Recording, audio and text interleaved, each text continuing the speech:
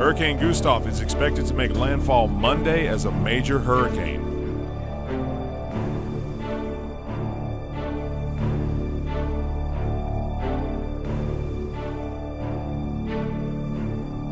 The National Weather Service has issued a tornado warning for East Baton Rouge Parish.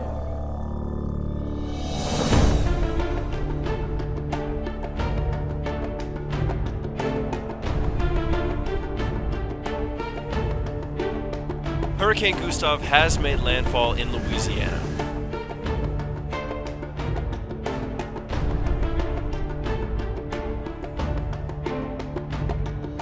On September 1st, 2008, Hurricane Gustav battered the Baton Rouge area with record-breaking winds and torrential rain.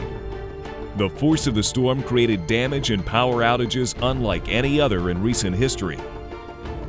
Throughout this event, one hospital remained open. One hospital remained fully functional, and one hospital was always ready to care for our community.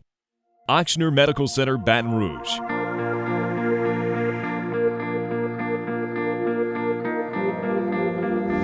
After months of preparation and hours of planning, this small hospital was ready with a big response to nature's fury. It was done with 17,000 hot meals, 15,000 gallons of gasoline, 643 air mattresses, and one large generator. We had a generator that was big enough to run the entire facility, and we planned ahead of how we could do it, how we could connect it, where we could get fuel, and put this team together to make sure it happened. This gentleman's been sleeping with it. He's literally been sleeping in the room with it. A lot of long nights, very little sleep, but nobody quit. Well, the hospital was absolutely ready to go. You just can't say enough about the ability to keep the air conditioning on in South Louisiana during a storm when the power goes out. We've had power go out here in minor thunderstorms, so we just knew that that was going to happen. So having the extra generator on board and having the facility able to perform the way it did allowed everybody else to do their job correctly. That way the patients were more comfortable, you could treat them properly, the nursing staff was comfortable and able to stay up longer and work harder. The hospital's response to Hurricane Gustav started with hours of planning, some of which began 3 years ago. I think what we learned from Katrina set us up very well for this. I think also having multiple sites and areas to move patients around is a big deal. Ochsner New Orleans was able to help us a lot this year, like we were able to help them during Katrina. The response to the hurricane started, long before the hurricane ever got here. And I think the credit I have to give really for a lot of that was obviously to Mitch Wasden from the planning that he did, and also the incredible job the facilities folks did. Steve Miller, Mike Spalding, those guys, they knew what was going to happen when, and they had a plan, it seems like, for everything.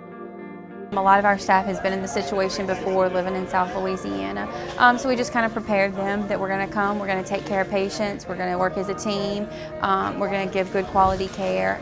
We kind of worked with the rest of the system. We had a lot of conference calls, making sure we had generators and the things that we needed from a disaster preparedness standpoint. So I think that was a big help, being part of a system.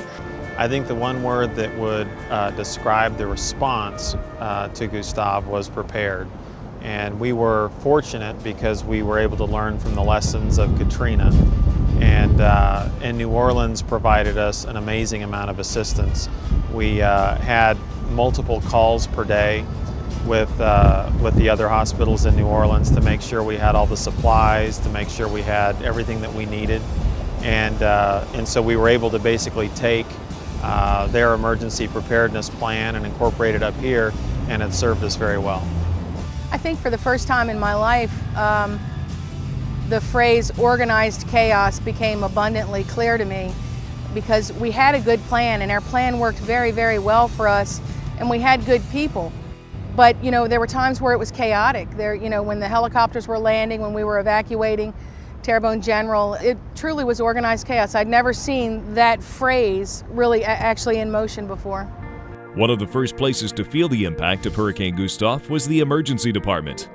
Over 30 ambulances were going to be appearing right after the storm at our emergency room. Everyone came together. We organized ourselves into teams for the physicians who were not used to emergency room situations like myself. I said, whatever you want me to do, and I became sort of an assistant, because that's not something I do, I do very much.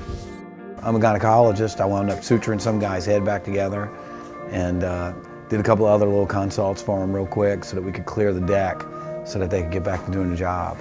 Luckily, we have a theory of the Q-track in place where we try to create virtual capacity, and people are seen and things can get started as they're put out back into the waiting room. And so we sort of blew that up, supersized, and took over our CVRU unit and ran. We have an 8-bed unit over there that, with the added staff, we could absorb people both in the emergency room and over there. And it was 100% teamwork, from housekeeping to doctors to house staff.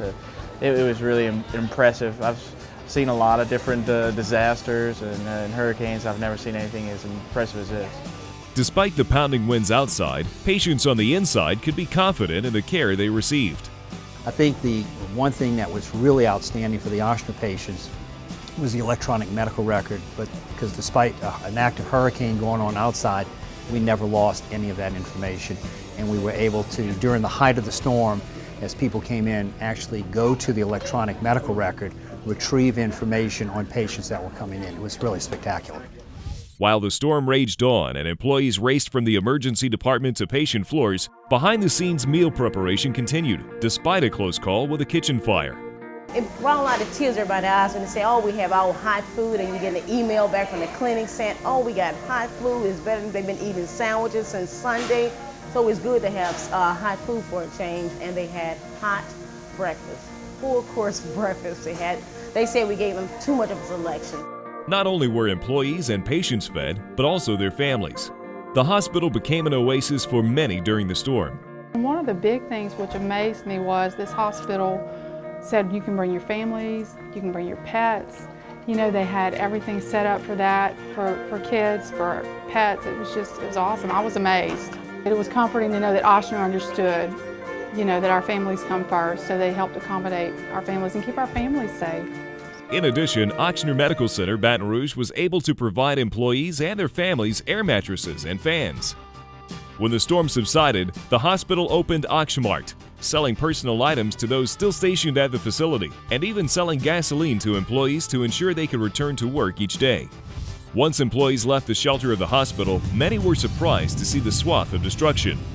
It was very, very bad. We did not realize we would have as much damage, as much power outages. I had no idea that it was going to be, people waiting in line for hours for gas, other hospitals not being able to function properly. So yes, it was a lot worse than I thought it was going to be. Looking back, Ochsner Medical Center Baton Rouge's response was no surprise to most.